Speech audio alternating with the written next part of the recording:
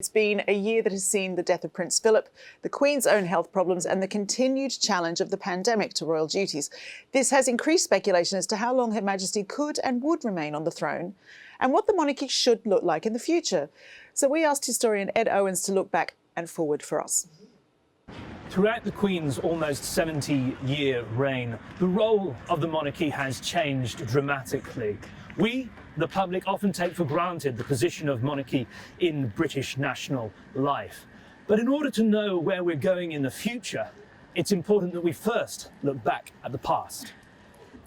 Elizabeth II's monarchy can be broken down to three key successes: survival by staying relevant, continuity through the visibility of the heirs, and a lack of challenge from those with anti-royalist tendencies.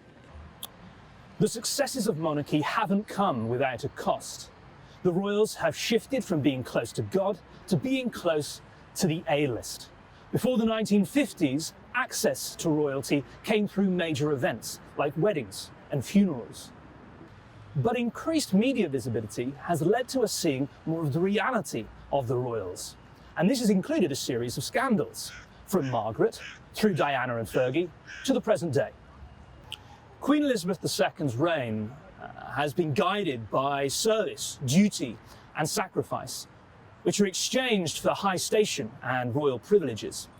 The emphasis on sacrifice was part of a deliberate PR strategy set in motion by George VI to emphasise the unenviable position of being part of the royal family.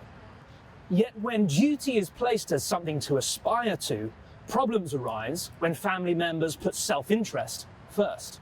From Andrew to Harry and Meghan, it's clear that the monarchy attracts most criticism when royals are seen to be hypocritical or self-indulgent. When criticised, the monarchy is reacted by exerting greater control over its public image. This includes an increasingly heavy-handed set of measures to maintain secrecy, from information over royal finances to the strict controls over the use of the royal archives and a stern hand when approaching the media. Prince Charles, when he comes to the throne, will inherit a monarchy with a lot of baggage. How will he try to live up to the high ideals of his mother's reign and balance those with the expectations of the public? It has been widely reported that Charles is keen to downsize the monarchy in terms of working family members. One would hope that he would be equally as enthusiastic towards downsizing the Crown's global pretensions. Elizabeth II's monarchy has been shaped by the legacy of what was once the Empire.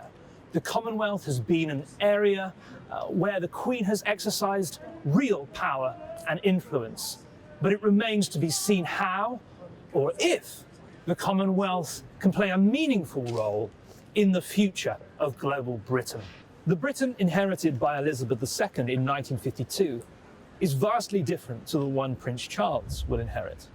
National divisions are more visible than ever before, and the social and political problems of today are more complex than they were 70 years ago. Charles is carefully carving out a public image as the environmentalist king-in-waiting, which is key at a time when the world is menaced by climate change. In this respect, at least, the Crown has continued to adjust and adapt to wider social, cultural and political forces, much as it has done not just through the reign of Queen Elizabeth II, but since the first kings of England established their rule here more than 1,000 years ago.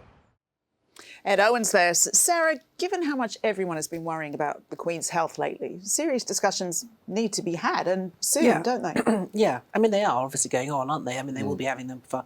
I mean, I don't think the public is really talking about it yet. I don't know. Do you think they are? Yeah, I feel like it's in the air. Yeah. Yeah. I mean, I do think people look at her and worry a bit. I mean, I was very surprised to see her greeting the Prince of Oman. Oman, was it, Oman, the other day? yeah. I mean, I thought, gosh, that's quite a lot. Well, that's the thing with our omnipresent discussions about COVID. It would just seem to accelerate that worry and that fear, wouldn't it? I mean, it's so tricky because with other institutions, you can plan for the future. Whereas with the royal family, because that involves the death of the head of that institution, it's kind of bad taste to talk about it too openly. So it all has to go on behind the scenes. But I suppose she could just retire and hand over to Charles. She doesn't have to die to do that, does she? No. I mean, she could just say, right, okay, that's it. I'm still queen, but and if we can have two popes, Yeah, I mean, it's what I would love to happen, but Yeah. I don't think is I going mean, that's to happen. what I think would be the sensible thing, because I think then he'll have a chance to establish himself, you know, under her watchful eye, Yeah.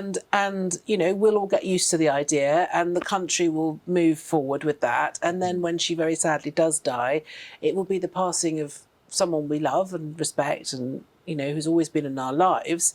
But it won't be a sort of catastrophic kind of organisational. Yeah, headache I mean, it would for seem them. to make sense, I wouldn't mean, it? I don't understand why they don't. But is Charles's vision of a slimmed-down monarchy, is that starting to look a bit on the worryingly thin side if you've removed Harry and Andrew from stately duties? No, What I does think it that look would be like? absolutely the right thing to do. I think you need Charles and Camilla, and then you need the Cambridges, and I think job done. I mean, I don't think we need more than But, that. you know, there's a lot of church halls that like to be visited by... Well, that's Do you okay. know what I They mean? can It's still like- do all of that. But I think Yeah. in terms of the sort of, you know, the core, I mean, they should be the ones, you know, leading the tone, you know, setting the tone for the royal family. You know, basically, I mean, less is more. I think, you know, these people become much more relevant and much more important if they're not spread too thinly, and I think they are spread too thinly at the moment. I think the Queen's view has always been that she wants to have a big royal family with lots of people carrying out engagements so they can meet members of the public, and then the public feel that bond with the royal family. If it's very slimmed down, like Charles's vision, it does make it very narrow, and it means then you're dependent on a very few individuals. And we've seen how will be vulnerable run that ragged. is. Yeah. Yeah, well, we've seen how vulnerable that is because, you know, Harry and Meghan were key to his vision. And I haven't seen any alternative view of what they're going to do about that. Is it really the future of the monarchy just going to be Charles and Camilla and Prince William and family? That is all we have time for on today's YouTube show. For more royal news, views and videos, head to www.mailplus.co.uk/royals or click the link on screen now. I'll see you there.